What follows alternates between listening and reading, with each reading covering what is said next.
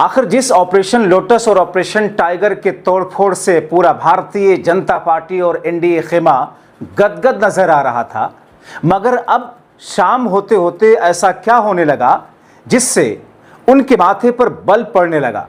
स्वागत है आप सभी का। आप देख रहे हैं द राजनीति का विशेष सेगमेंट खबर और विश्लेषण। मैं हूं जबार खान। दोस्तों, महाराष्ट्र से लेकर के बंगाल और बंगाल से होते हुए पंजाब और उत्तर प्रदेश की राजनीति में ऑपरेशन तोड़फोड़ या भारत जैसे दुनिया के सबसे बड़े लोकतांत्रिक देश में अलोकतांत्रिक काम के बाद मौजूदा वक्त में एक ऐसी स्थिति है जिसको लेकर के सत्ता पक्ष और विपक्ष मानो अब आर पार की लड़ाई में आ चुका है। दोस्तों, विस्तार से आपको बताता हूं, लेकिन उससे पहले केंद्रीय गृह मंत्री अमित शाह को किस तौर पर चेतावनी उद्धव ठाकरे और उनके गुट के लोग दे रहे हैं। केंद्रीय गृह मंत्री शाह को चेतावनी देते हुए पलटवार करते हुए उद्धव ठाकरे ने पहली बार तीखे शब्दों में ऐलान कर दिया। दरअसल दोस्तों, अमित शाह जब महाराष्ट्र गए थे तो उन्होंने कहा था कि असली शिवसेना एकनाथ शिंदे की ही है।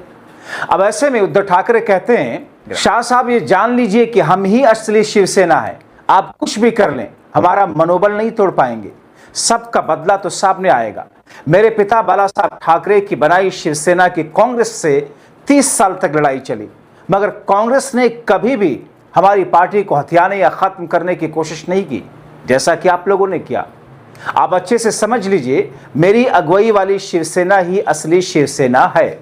मतलब राहुल गांधी और इंडिया गठबंधन की नई रणनीति और प्लान से नई ताकत मिलने के बाद उद्धव ठाकरे अब दबकर सब कुछ सहने के मूड में नहीं है, बल्कि अब आर पार करने के लिए निकल चुके हैं। और इसका अंदाजा इसी बात से लग रहा है कि बीजेपी की इस तोड़फोड़ के ऑपरेशन टाइगर और ऑपरेशन लोटस पर आदित्य ठाकरे और राज ठाकरे ने मानो निर्णायक जंग शुरू कर दी। उन्होंने मोदी और शाह समेत पूरे भारतीय जनता पार्टी को चेतावनी देते हुए कहा कि शाह और बीजेपी को अच्छे से समझना होगा कि जो कुछ चल रहा है वो जख्म से नासूर बन रहा है। आक्रोश फटेगा, सत्ता पक्ष की ये धांधली माफ नहीं की जा सकती, सबका हिसाब होगा। यानी कि दोस्तों, अब जिस किस्म की भाषा का प्रयोग और जिस आक्रोश के साथ में, जिस आक्रामकता के लहजे में जो कुछ कहा जा रहा है, वो ये संकेत दे रहा है कि इंडिया गठबंधन के साथ में एक नई रणनीति बनी है। क्योंकि दोस्तों, आज 2 बार उद्धव ठाकरे ने अपने लोगों से मुलाकात की। एक तो उन्होंने जो एक इमरजेंसी मीटिंग की, उससे पहले अपने कुछ खास लोगों के साथ बातचीत की, और उससे पहले राहुल गांधी ने अपने चाणक्य डीके शिव कुमार को महाराष्ट्र भेज करके इन हालात से निपटने और पार पाने के लिए क्या कुछ सुझाव देने के लिए, रणनीति तैयार करने के लिए शरद पवार के साथ में मिलकर के डीके शिव कुमार को भेजा था। दोस्तों, उद्धव, आदित्य और राज ठाकरे मानो सर पर कफन बांधकर अब मुकाबला करने के लिए राजनीतिक तौर पर निकल रहे हो। वो कहते हैं अब आगे हम सर्जरी करेंगे। सरकार और सिस्टम को करप्ट करके जिस तरीके से ये तोड़फोड़ कर रहे हैं, विदेश नीति की क्या हालत है, पानी की क्या स्थिति है, आंतरिक सुरक्षा और महंगाई की क्या स्थिति है, सरकार आपको चलानी नहीं आती, किसान महिलाओं की बात बीजेपी को सुनाई नहीं देती, तोड़फोड़ ही चल रही है, माफी इसकी नहीं मिलने वाली।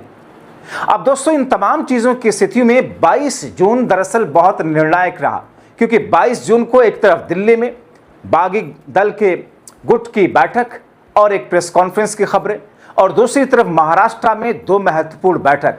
दरअसल इस बीच में ऐसी खबरें भी आई कि भाजपा खेमा जो फैला रहा है कि 6 बागी सांसदों के बाद अब 14 विधायक भी एकनाथ शिंदे के साथ जाने को तैयार हैं, और इसे मीडिया ऐसे चला रहा है मानो मोदी सरकार ने अमेरिका के पैर उखाड़कर खुद को नंबर 1 बना लिया हो, जिसे देश की अर्थव्यवस्था को पहले नंबर पर पहुंचा दिया हो। बजाय इसके कि इस ऑपरेशन तोड़फोड़ जिसे बीजेपी चलवा रही है, इस पर आलोचना करता मीडिया, सवाल उठाता, मगर वो तो बीजेपी के नैरेटिव ही को ग्लोरीफाई करने में लगा है। शिवसेना सांसद संजय राउत इसीलिए कहते हैं, एकनाथ शिंदे ने 6 गद्दारों को जन्म दिया, चीजों को ठीक से संभालने के लिए आगे सिजेरियन सर्जरी करनी होगी। हम ऐसी सर्जरी करेंगे जिसे शिंदे शाह याद रखेंगे। मतलब दोस्तों, अब विपक्षी खेमा और उद्धव गुट ने मानो एक नई लड़ाई आर पार के मूड में ले जाने के लिए सोच लिया। हर स्तर पर लड़ाई की तैयारी को धार दिया जा रहा। दोस्तों, कहावत है ना कि देर है अंधेर नहीं, इच्छा शक्ति हो तो फिर फावड़े से भी पहाड़ खोद कर रास्ता निकाल लिया जाता है। इसकी मिसाल इसी देश में मांझी ने कर दिखाया। तो क्या आने वाले दिन में बीजेपी के लिए अंत की शुरुआत होगी? आगे आपको बताता हूं कि कैसे, मगर उससे पहले आप जानिए कि कैसे बीजेपी की इस तोड़फोड़ को ग्लोरीफाई किया जा रहा है। अब दोस्तों, बीजेपी का नया शगुफा राजनीतिक गलियारे में तहलका मचाया है। इस खबर ने महाराष्ट्र की राजनीति में हड़कंप मचा दिया। दोपहर को इमरजेंसी बैठक बुलाएगी उद्धव ठाकरे की तरफ से। सूत्रों के मुताबिक उद्धव के 14 विधायक 16 विधायक एकनाथ शिंदे के संपर्क में गए।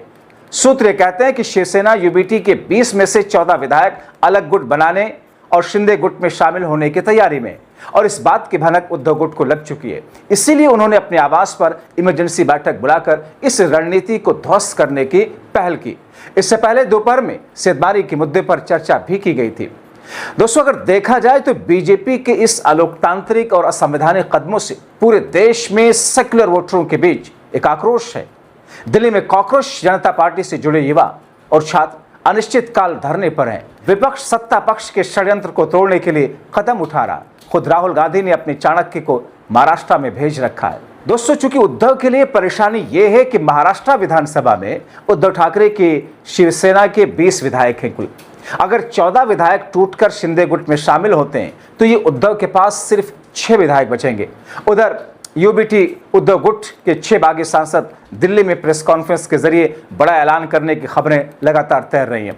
दरअसल उद्धव गुट के बागी सांसदों ने अब तक सामने आकर अलग होने का औपचारिक ऐलान नहीं किया, लेकिन सीएम देवेंद्र फडणवीस ये कह रहे हैं कि ऑपरेशन टाइगर सफल हो चुका है। किसी को चिंता करने की जरूरत नहीं, जिनको आत्ममंथन करने की जरूरत है वो करें। मतलब दोस्तों, ये तो खुलेआम पार्टी तोड़ने को ग्लोरीफाई किया जा रहा है, बजाय इसके कि कहते कि सांसद और विधायक तोड़फोड़ में हमारा कोई लेना देना नहीं, ये उद्धव गुट और बागियों के बीच का मामला है। मगर एकनाथ शिंदे ने भी फडणवीस के साथ प्रेस कॉन्फ्रेंस में जो कहा वो भारत जैसे विश्व के सबसे बड़े लोकतांत्रिक देश के चेहरे पर कालिक पोतने जैसा है। अब देखिए ना, किस बेशर्मी के साथ में डिप्टी सीएम कहते हैं हम अधूरे ऑपरेशन नहीं करते, अगर कोई ऑपरेशन शुरू करते हैं तो उसे पूरा करते हैं। पहले हमने ये करके दिखाया है, जल्द ही आपको ब्रेकिंग न्यूज मिलेगी।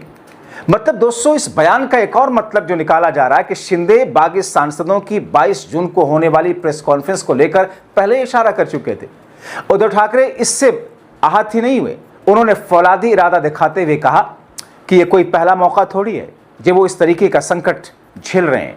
पहले भी पार्टी में इस तरीके की स्थिति पैदा हुई और इससे मुझे कोई फर्क नहीं पड़ता, क्योंकि जब भारतीय जनता पार्टी ने उनकी पार्टी तोड़ी और उसके बाद में कुछ महीनों के बाद, 2 साल के बाद जब चुनाव हुए लोकसभा के, तो फिर उसी महाराष्ट्र की जनता ने असली शिवसेना गुट को, यानी कि उद्धव गुट को, शरद पवार गुट को, इंडिया गठबंधन को ही लोकसभा में भारी जीत दी थी। आपको बताएं कि शिवसेना यूबीटी के सांसद ओम राजे निंबालकर के शिवसेना के एकनाथ शिंदे गुट के साथ जाने का ऐलान के साथ ही उद्धव ठाकरे के खिलाफ मानो ऑपरेशन टाइगर और ऑपरेशन लोटस तोड़फोड़ और आगे बढ़ता जा रहा है। फडणवीस और शिंदे कहते हैं कि हम कोई ऑपरेशन अधूरा नहीं छोड़ते, जबकि फडणवीस ने कहा कि ऑपरेशन सफल हो चुका है, पेशेंट की रिपोर्ट आ जाएगी। और उधर इसी बीच में उद्धव ने ऐलान किया कि लोग कहते हैं कि पूरे महाराष्ट्र में मेरी एक अच्छी छवि है, लेकिन क्या मैं सिर्फ छवि बनाने के लिए सांसद बना? मैं इन लोगों को सबक सिखाने के लिए आया हूं। इसका मतलब यह है दोस्तों कि 22 जून को एक अलग तरीके से, एक अलग स्टेज पर इस लड़ाई को धार देकर के आगे ले जाने की कोशिश उद्धव और ममता गुट की तरफ से किया जा रहा, क्योंकि ममता गुट ने शुरुआत तो कर दी थी पहले, जब लोकसभा स्पीकर को 20 याचिकाएं अभिषेक बनर्जी के माध्यम से भेजा और उधर कलकत्ता हाईकोर्ट में भवानीपुर सीट को लेकर के उनको जो हार मिली, उस हार को उन्होंने चैलेंज करते हुए कहा कि धांधली से वो सीट जीती गई, सबूतों के साथ में कोर्ट पहुंची। और इस बीच में दोस्तों, जिस अंदाज में ये खबरें भी तैर रही है कि ममता बनर्जी का नायडू के साथ में संपर्क चल रहा है, जाहिर तौर पर इन तमाम चीजों के बीच में इसका एक प्रभाव जाने अनजाने नायडू पर भी तो पड़ ही रहा है। भले वो एनडीए में है, लेकिन एनडीए में होने के बावजूद एनडीए में कैसे वो कमजोर हो रहे हैं, और इन तमाम चीजों के साथ साथ 22 जून के बाद आगे की स्थिति बनेगी कैसे, देखना बहुत महत्वपूर्ण होगा। आप क्या सोचते हैं? इन तमाम कड़ियों को जोड़ करके अपनी राय कमेंट बॉक्स में जरूर लिखें।